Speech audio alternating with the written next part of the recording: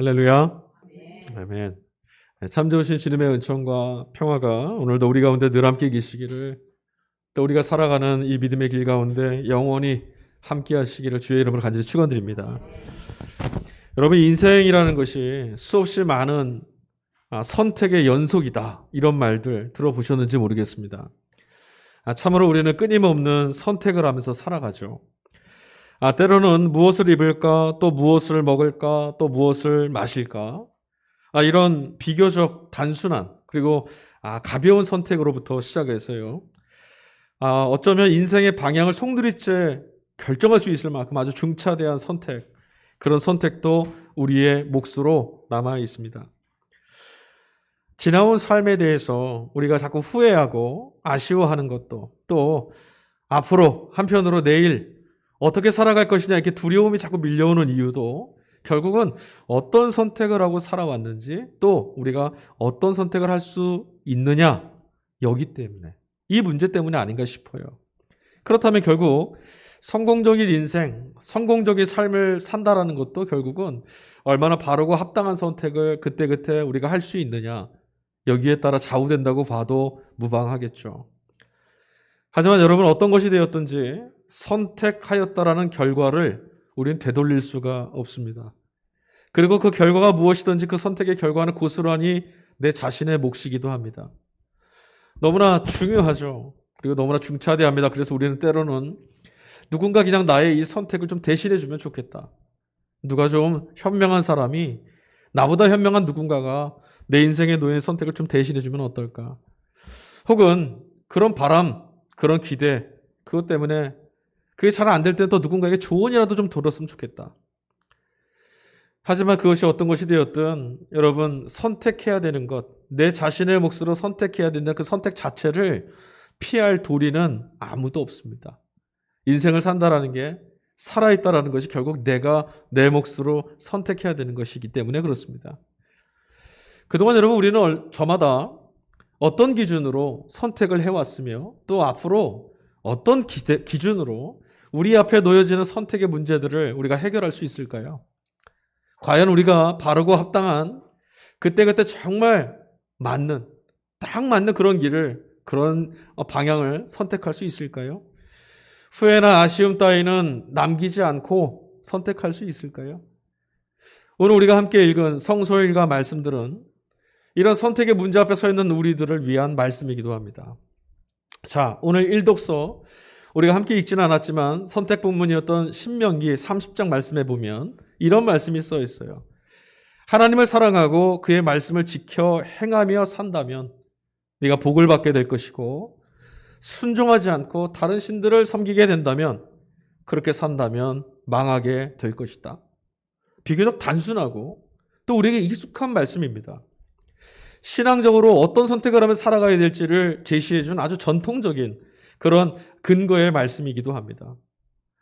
여러분, 깨지기도 하고 뒤틀려 버리기도 하고 좀처럼 뜻대로 내 마음대로 되지 않는 그런 인생, 어쩌다가 삶이 이렇게 됐을까, 이런 일들이 왜 초래됐을까 하는 그 원인이 무엇인가라고 묻는 이 질문에 답을 제시하는 과정에서 이 신앙의 말씀, 신명기 30장과 같은 이런 말씀이 오늘 우리들에게 주어졌어요. 그 말씀의 뜻은 결국 뭐냐? 오늘의 결과를, 내 자신이 주어진 오늘의 결과를 과거의 나의 선택에 대한 결론이라고 정의 내리는 거거든요. 이런 신앙관을 다른 말로는요, 인과응보적 신앙관이다, 이렇게 말합니다. 쉽게 말하면 네 탓이다라는 겁니다. 여러분, 이렇게 되면 내 인생과 삶에 대한 모든 책임은 누구에게 귀결되죠? 나 자신에게로 귀결됩니다. 아픔과 고통뿐만 아니라 이런 삶을 구원해내는 것도 내 자신이 됩니다. 여러분, 이런 조급한 결론에 우리가 쉽게 빠지는 이유가 있습니다. 그것은 우리가 한 사람의 인생 안에 이해할 수도 없고 납득할 수도 없고 설명하거나 정의 내리기 정말 어려운 일들이 너무 많다라는 것을 쉽게 받아들이지 못하기 때문에 그래요. 뭐라도 좋으니까 명백하고 분명한 해답을 좀 줬으면 좋겠다. 어쩌다가 삶이 이렇게 어려워졌는가? 나는 왜 이렇게 살아야 하는가? 답을 좀 주십시오. 이게 우리 마음이라는 거죠. 그럴 입장에 처해 있을 때 이 신명기의 말씀은 이 말씀 그대로를 우리가 지켜낼 수 있느냐와는 관계없이 이 말씀이 주어진 것만으로도 원인과 결과가 분명하니까 마음이 좀 부담이 좀 덜어진 것 같은 기분이 들기도 해요. 그러나 여러분 인정하고 싶지는 않지만 우리 주변에는요. 하나님을 믿지도 않을 뿐더러 말씀대로 살지 않아도 잘 사는 것 같은 사람이 그냥 있는 게 아니라 아주 많습니다. 주일에 주님 앞으로 나오는 것보다는 세상이 요구하는, 세상이 가르쳐준 유익하고 행복하고 더 좋을 것만 같은 가르침을 따르는 이들 많이 있습니다. 그러나 여러분 지금 코로나를 경험하면서 우리는 참 영악해졌습니다. 주일을 우리가 지키지 않아도 벼락 맞지 않는다는 걸 다 깨달았어요. 하나님이 실수하신 것 같아요, 저는. 이거 어떻게 할 거야, 이제.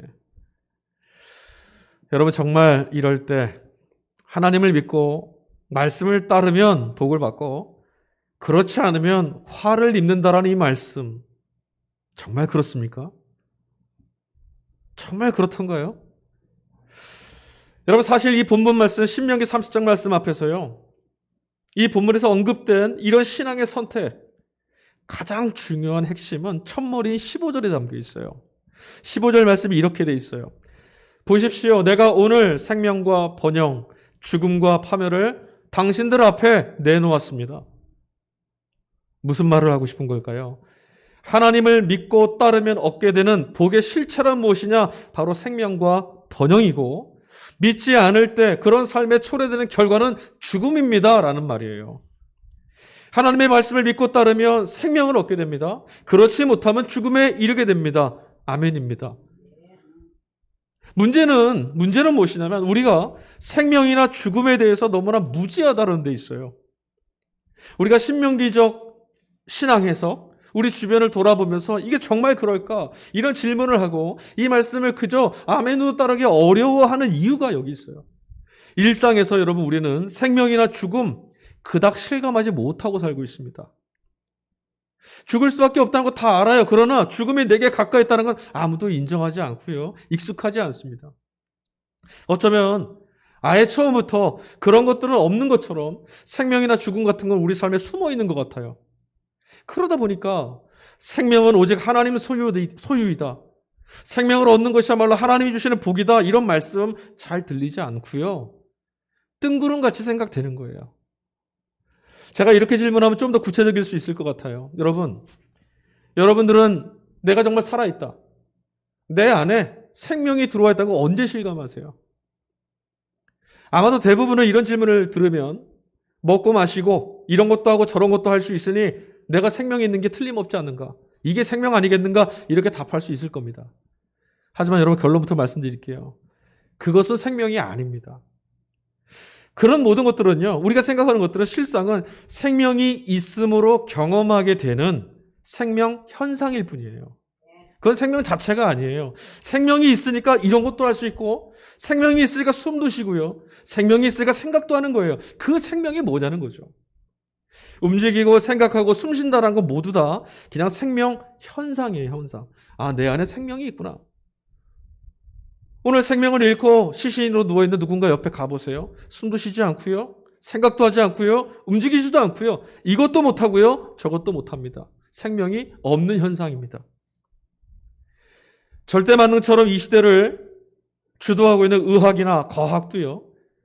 생명 현상이 무엇이냐만 정의할 수 있을 뿐 생명은 이것이다. 생명은 이런 것이다. 정의 내리지 못합니다. 결국 우리는 모두 다 생명에 대해서 철저하게 무지합니다. 그래서 성경은 단호하게 말합니다. 생명은 또한 하나님께만 속해 있는 것이다. 맞습니다.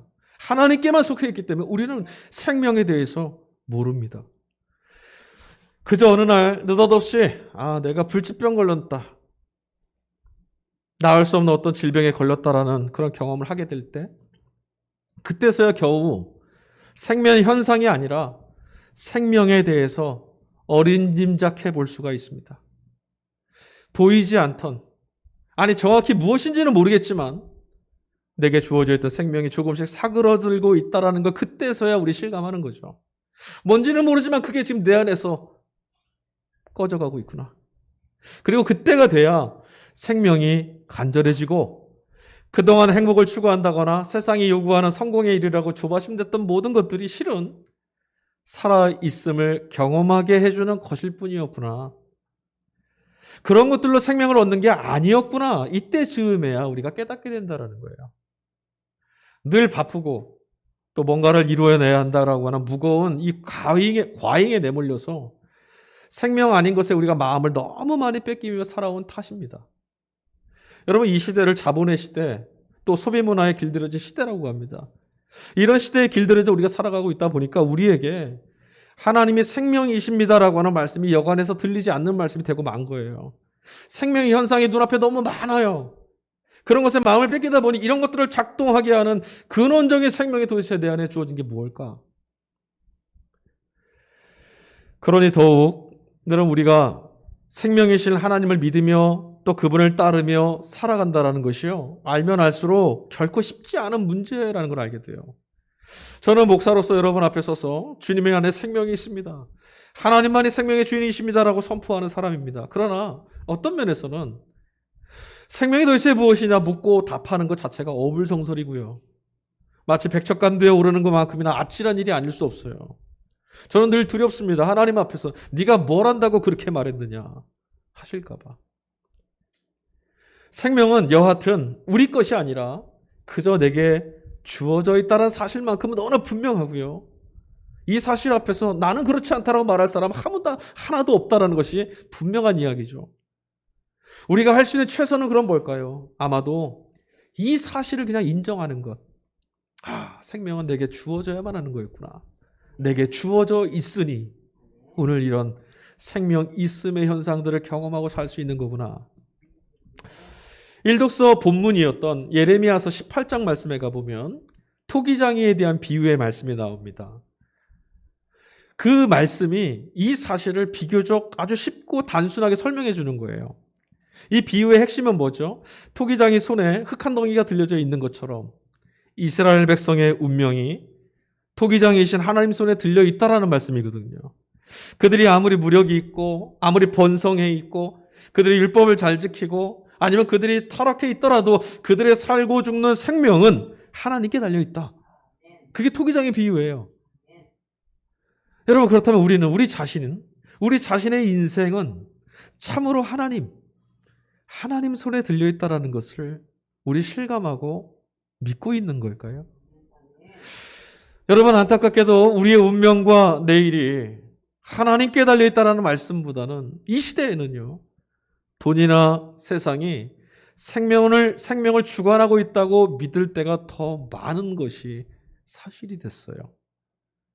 하나님 손에 달려있다는 말씀보다는 돈이 있어야 더 만족하고 돈이 있어야 평안하며 돈이 있어야 내일을 살 수 있다라는 말씀이 매일매일 이 땅 곳곳마다 선포되는 시대가 됐습니다. 이스라엘 백성들은 자신의 운명을 제국들의 손에 있는 것이 아니라 토기장이신 하나님께 맡길 것인지 아닌지를 선택해야 되는 자리에 섰습니다. 그런데 그들은요, 하나님을 선택하지 않았습니다. 어떤 제국에 자신들의 운명을 좀 맡길까? 누구에게 좀 의지하면 우리가 살 수 있을까? 자신들의 생사 여부가 다른 누군가의 힘 있는 도움에 달려있다고 믿었어요. 오직 한 사람 예레미야만 이 민족의 운명이 제국에 있지 아니하고 하나님께 우리의 모든 운명이 담겨 있다라고 믿었을 뿐입니다. 그런데 그러고 보니까 우리라고 그들과 다른 선택을 할 수 있을까? 여간 자신이 나진 않습니다. 이 독서는 빌레몬서입니다. 여러분, 빌레몬서 1장 1절부터 21절까지 말씀 안에는 선택에 관한 문제가 훨씬 더 많이 들어있습니다. 우리 지난주에 같이 독서 읽었는데요, 본문에 등장하는 인물은 바울과 오네시모와 빌레몬이에요. 세 사람입니다. 오네시모는 빌레몬의 집안에 속해 있는 노예고요, 빌레몬은 바울을 통해서 복음을 전해들은 교우입니다. 아주 신실한 성도예요. 지금 바울이 어디 있냐면 감옥에 갇혀 있습니다. 그런 신세인데 오네시모가, 죄인 곁에 있어야 될 노예 오네시모가 지금 빌레몬이 아니라 바울 곁에 있습니다. 감옥에 갇힌 바울을 지금 시중 들고 있는 거예요. 18절 말씀에 가보면 바울이 빌레몬에게 이런 편지를 써보냈는데 이렇게 말했습니다. 오네시모에게 뭔가 잘못이 있거나 빚진 것이 있다면 내가 갚아드리겠습니다. 이 말씀을 통해서 우리가 헤아려 볼 수 있는 것은 아마도 이 오네시모가 주인인 빌레몬에게 씻을 수 없고 되돌릴 수 없을 만한 큰 손해를 끼치고 도망쳐 나왔구나. 여기까지는 알 수 있어요. 그리고 바울에게로 온 거예요. 이유를 불문하고 주인에게서 도망친 탈주 노예의 운명이라는 것은 죽음을 각오해야 되는 그런 형편입니다. 걸렸다 하면 죽어요. 이런 궁박한 상황에 몰려있는 이 오네시모가 여러분 왜 바울을 찾아왔을까요?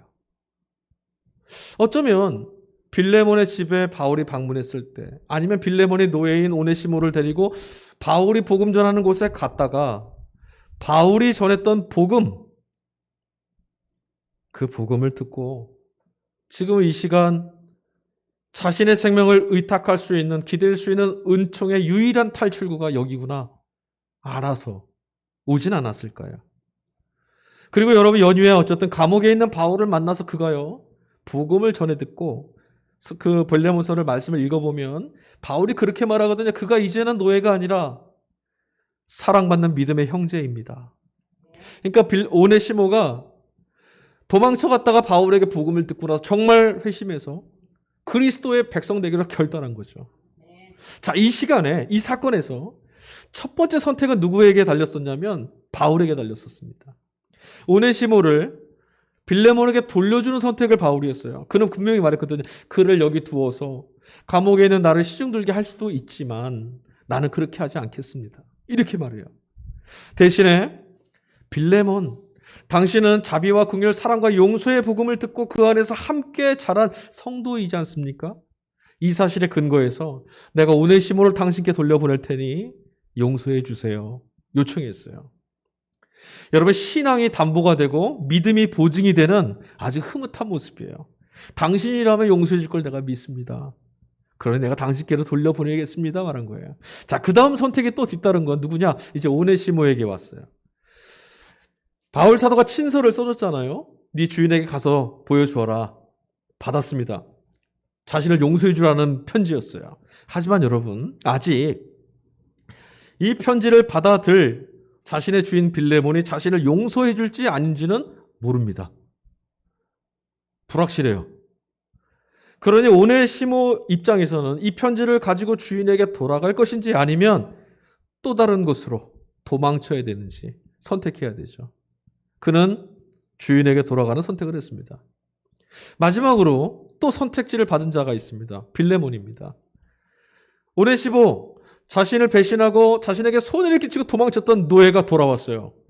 근데 손에 편지 한 장이 들려져 있습니다. 편지를 읽어보니 자신의 존경에 맞지 않는 바울 사도가 보낸 편지예요. 용서해 주랍니다. 빌레몬은 어떻게 해야 될까요? 그를 정말 용서해 주든지 아니면 용서 못하겠습니다. 처분해버리든지 둘 중에 하나 선택해야 되죠. 결국 빌레몬은 오네시모를 용서했습니다.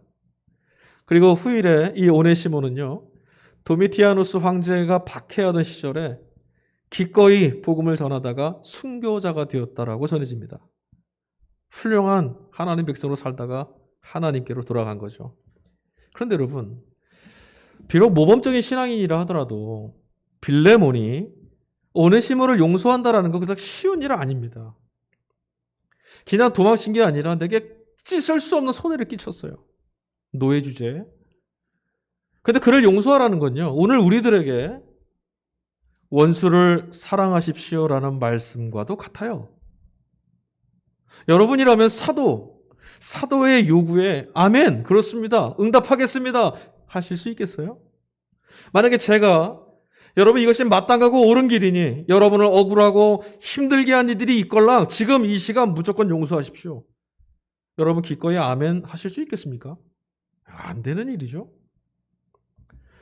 자, 그 다음 복음서 말씀, 오늘 같이 누가복음 말씀에 가보면 여기에는 선택에 대한 훨씬 더 노골적인 예수님 말씀이 나옵니다. 많은 무리가 예수님을 지금 따르고 있었어요. 보면 딱 시작이 그렇게 됩니다. 많은 무리가 주님을 뒤따르고 있더라. 처음에 예수님이 길을 나서셨을 때 공생의 첫 걸음은요, 몇몇 되지 않은 제자들하고 시작한 길이었죠. 근데 지금 벌써 많은 무리가 예수님 주변을 둘러싸고 있어요. 꽤나 그럴듯해진 거예요. 하지만 여러분, 아직은 이들 모두가 주님의 사람은 아니에요. 저마다 주님을 따르는 이유도 다르고, 주님께 기대하는 바도 다르고, 이 걸음을 뒤따르려는 그 목적지도 다릅니다. 주님이 바라보고 계시는 것을 함께 바라보는 이도 물론 있었지만, 대부분은 주님과는 전혀 다른 꿈을 꾸는 동상이몽이 태반이었어요. 이런 세상에서 주님의 나라, 하나님 나라를 이루어 가시려면 그래도 조금이라도 세를 더 많이 얻어야 돼요. 황제나 세상의 힘보다 더 세져야 되지 않겠어요? 그러니까 더 많은 사람들을 얻어야 유리합니다. 그래서 가야 할 길이 아직도 많아요. 아직도 많이 남았어요. 멀어요. 열심히 걸어가야 됩니다. 그런데 산통이 다 깨져버렸어요. 왜? 주님이 말씀하신 것 때문에. 이 양반이 갑자기 길을 걷다가 뒤돌아서서 군중을 향해서 한마디 툭 내던지셨습니다. 자, 26절입니다.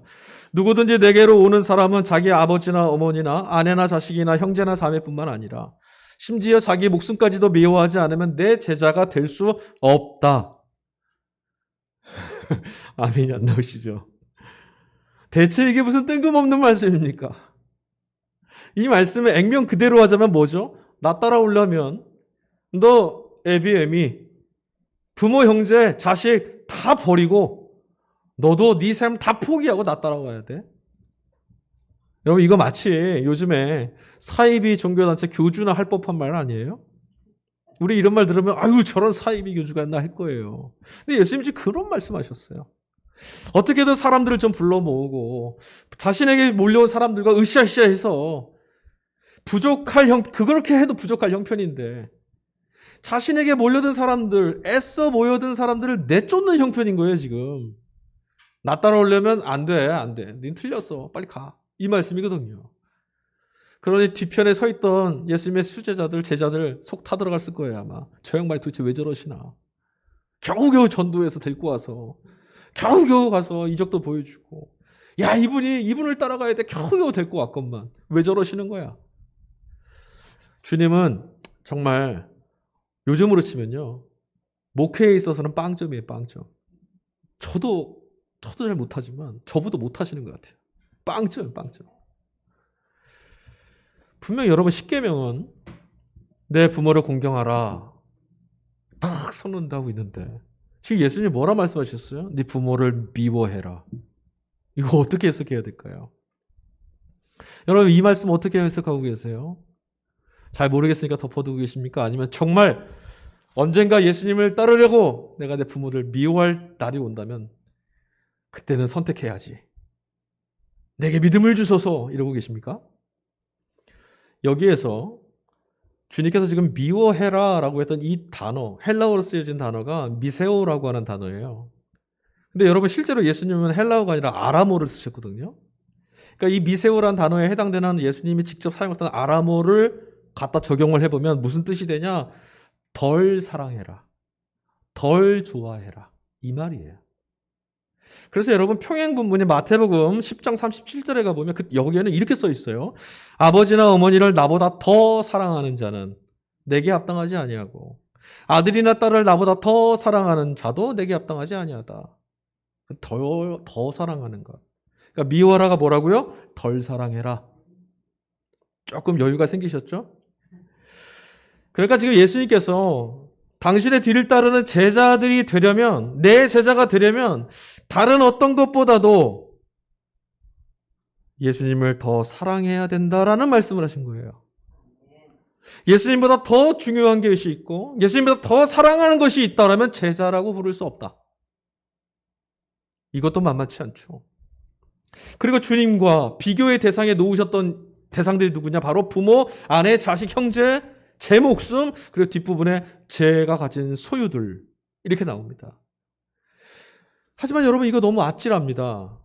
우리 마음에 주님보다 이런 것들을 더 많이 생각할 때가 있고 주님도 사랑하지만 이런 것들 내게 너무 필요하다고 이것들을 사랑했던 마음이 없잖아 있거든요. 과연 우리가 이런 것들을 주님보다 덜 사랑할 수 있을까요? 주님의 말씀을 듣고서 돌아섰던 부자 청년 생각나지 않으세요? 그 청년처럼 우리도 마음에 근심을 안고 슬퍼하며 뒤돌아서진 않을까요? 그러니 우리로서는 스스로 예수님의 뒤를 쫓는 제자가 될 자신이 없어요.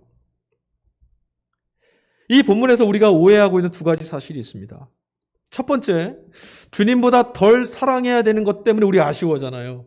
저걸 어떻게 덜 사랑해? 얼마나 좋은 것들인데. 그러나 여러분 생각해 보세요.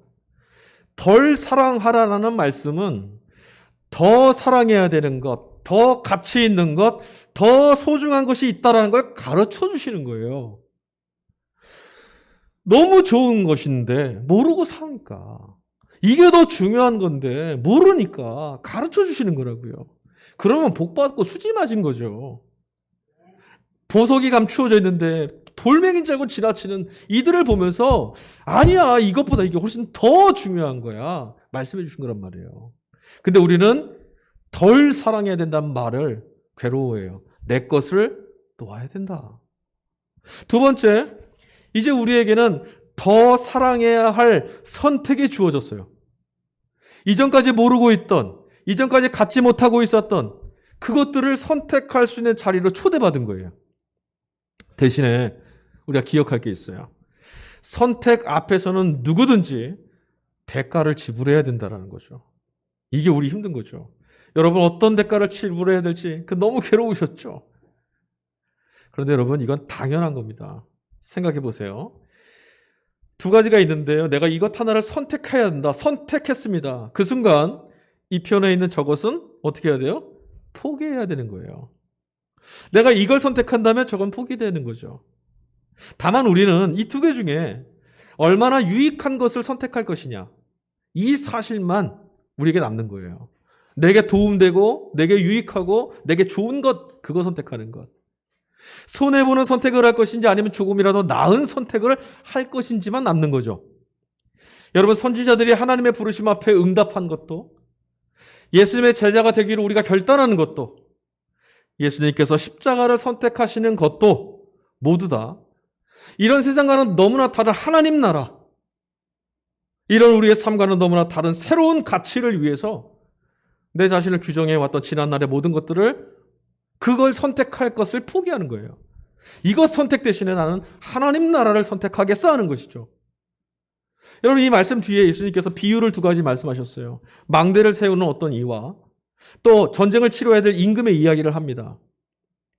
생명이 아닌 생명 현상의 삶을 걸며 살아갈 것이냐, 아니면 주님을 믿고 하나님 나라 초대에 응답할 것이냐, 어느 것이 더 큰 의미를 갖느냐, 어느 것이 더 큰 가치를 갖고 있느냐, 곰곰이 따져보라는 말이에요. 여러분 이제 우리 고민해야 됩니다.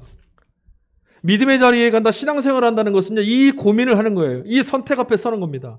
시대가 이렇고 세상이 이런데도 나는 주님을 따를 것인지 선택하는 거예요. 모든 것보다 누구보다 주님을 더 사랑할 것인지, 다시 말해서 이런 세상보다 하나님의 초대, 하나님 나라의 초대에 응답하는 것이 더 귀한 것인지, 이것이 더 옳은 것인지 생각해보고 질문해보고 선택해야 되는 거예요. 그리고 나서 우리는 이렇게 반응하고 응답합니다. 아멘. 우리가 예수님을 믿는다는 것은요, 여러분, 어디로 가는지도 모른 채 그냥 예수님의 뒤를 따르고 있던 군중들처럼 그저 남들이 교회 가니까 따라가는 것이 아닙니다. 또 그렇게 되어서도 안 됩니다. 조금 더, 그냥 조금 더 세련된 종교적 삶을 살려고 하는 것도 아닙니다. 정말 예수님은 내 인생을 걸고 따를 만한 분이시냐? 그가 정말 진리이시냐? 생명의 현상에 취해서 생명을 잃어버린 날 좌절할 나를 풍성한 생명으로 인도해 주실 생명이시냐? 돈이나 명예나 형편이나 세상이 아니라 내 인생과 운명이 주님께 달려있다라는 것을, 그에게 내 삶이 달려있다라는 것, 이것을 깨닫고 포기할 것 포기하고 선택해야 된다라면, 대가를 지불해서라도 나는 주님을 선택하는 선택을 하겠다. 이 응답이 예수를 믿는 거예요. 여러분 이것이 본문에서 예수님이 말씀하시는 제 몫의 십자가를 짊어지는 겁니다. 저는 여러분들 축복합니다. 귀한 분들입니다. 생명의 현상의 화려함을 자랑하는 세상에서 예수님을 선택하셨으니까요. 분명한 건 여러분, 주님은 당신을 택한 이들에게 말씀하셨어요. 더 좋은 것을 주시겠다고. 더 사랑해야 될 것을 너희가 사랑했으니. 그 좋은 것이 바로 뭡니까? 영생이신 예수님 자신입니다. 여러분, 군중이나 제자, 학생과 제자 분명히 다르죠. 제자는 뜨거운 가슴을 안고 오직 예수님께 듣고 오직 예수님께 묻고 오직 예수의 뒤를 따르는 자들입니다. 선택하는 자들이에요, 언제나. 그럼 여러분, 선택에 있어서 가장 중요한 근거가 뭐겠어요? 서신서 말씀 보니까 바울이 빌레몬에게 써보낸 편지에 6절에 이런 말을 썼어요. 그대의 믿음의 사귐이 더욱 깊어져서 우리 안에 있는 모든 선한 일을 그대가 깨달아 그리스도께 이르게 되기를 나는 기도합니다. 이런 말을 했어요. 바울이 지금 오네시모를 맡기면서 빌레몬에게 먼저 무슨 말을 했냐? 복음에 관한 이야기를 언급했습니다. 이것이야말로 그리스도인들에게 있어서 선택에 있어서 가장 중요한 기준이기 때문에 말한 거예요. 자, 당신이 내가 쓴 편지를 보고 용서할 것인지 받아줄 것인지 처리할 것인지 선택할 것인데 그 선택을 하기 이전에 그 선택을 어떤 기준에 의해서 할지를 다시 한번 생각해 보세요. 복음을 기준 삼아 선택하십시오. 말한 거예요. 여러분, 사실 하나님 시선에서 본다면 착한 사람이나 나쁜 사람이나 용서할 사람이나 용서받을 사람이나 구분 짓는 거 무의미합니다. 그렇게 안 보이십니까? 그렇다면 여러분 아직 내가 용서받은 거 실감 못 하시는 거예요. 애당초에 더 나은 사람이나 더 착한 사람이나 더 깨끗한 사람이나 더 의로운 사람 같은 건 없습니다. 성경은 말합니다. 모든 인간은 죄인입니다. 그래서 하나님 영광에 닿지 못한다라고 정의 내려주잖아요. 오히려 여러분과 저 우리 모두 다 예수님 안에서 의롭다라고 그저 인정받고 있을 뿐입니다. 너도 옳다. 너도 귀하다. 그렇게 하나님께서 우리를 용납해 주시게 주신 것이 바로 예수 생명 아니겠어요? 나 자신이야말로 하나님께 무한한 용납을 받고 있구나. 여러분, 이 사실을 실감하고 믿을 수 있다면 빌레몬뿐만 아니라 우리도 어렵지 않게 선택의 자리에 설 수 있습니다. 생명이나 죽음, 행복과 불행을 구분짓는 것은, 결정하는 것은 율법의 준수, 우리가 이것을 할 수 있느냐 없느냐에 달려있지 않습니다. 예수 그리스도의 십자가만이 하나님이 세우신 영원한 기준이라는 사실을 기억하셔야 돼요. 십자가에 나타난 하나님의 은총을 믿음으로 받아들이는 사람은 영원한 생명과 영원한 행복을 자신의 것으로 누릴 수 있습니다. 여러분, 우리가 가진 소유, 우리가 더 사랑해왔던 것들을 다시 한번 돌아보세요. 그거 다 일시적인 것들입니다. 그러나 오직 십자가의 은총만은 영원히 우리와 함께하여서 우리의 생명을 이어줄 겁니다. 그렇습니다, 여러분. 여러분, 우리는 무력합니다. 스스로 누군가를 용서한다거나 기꺼이 다른 것보다 주님을 더 사랑하는 선택을 할 수 없을 만큼 우리 자신은 연약해요. 인정하셔야 돼요. 내가 주님을 더 사랑하겠다고요? 안 됩니다. 마땅히 덜 사랑할 것들을 덜 사랑하고 주님을 더욱 사랑하는 그런 실천으로 예수님의 제자가 되는 것 불가능합니다. 우리가 할 수 있는 건 하나예요. 십자가에 달리셔서 우리를 용납해 주시는 그리스도. 그분을 바라보는 거죠.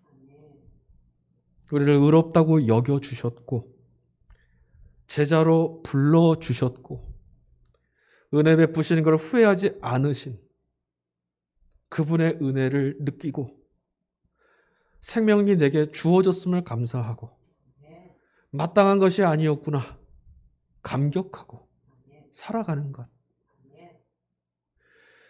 예레미야 18장 8절에 하나님이 이런 말씀을 하세요.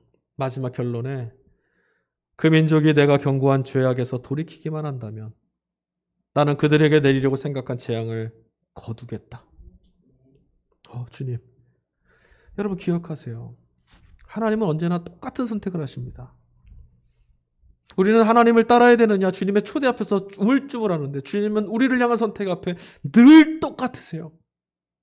주님을 향해 돌이키기만 한다면 재앙이 정해져 있는 우리일지라도 기꺼이 뜻을 돌이키셔서 복되게 하시겠다고.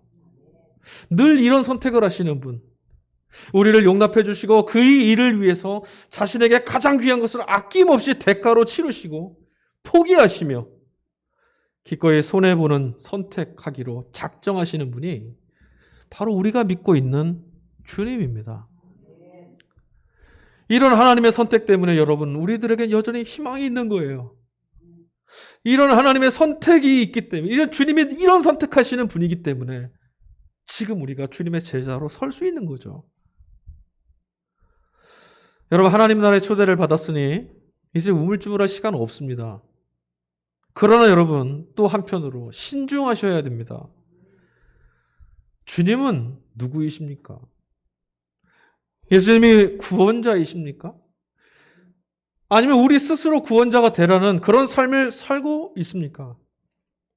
하나님의 은혜입니까? 아니면 내가 은혜 받을 만한 업적을 쌓는 일이 먼저입니까? 화려한 생명의 현상을 쫓으며 살아가시겠습니까?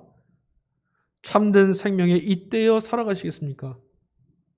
주님입니까? 세상입니까? 주님입니까? 나입니까? 선택하셔야 합니다. 우리 이 시간에 찬양한 거 같이 부르시겠습니다.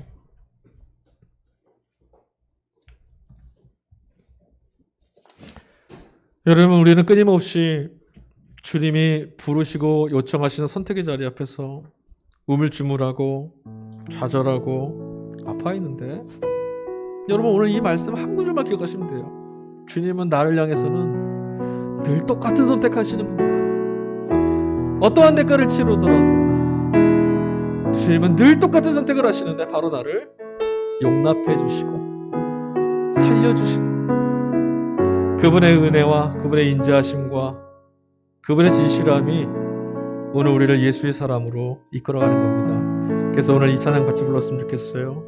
크고 크시도다, 주님의 인자하심이 크시도다. 우리 같이 찬양하겠습니다.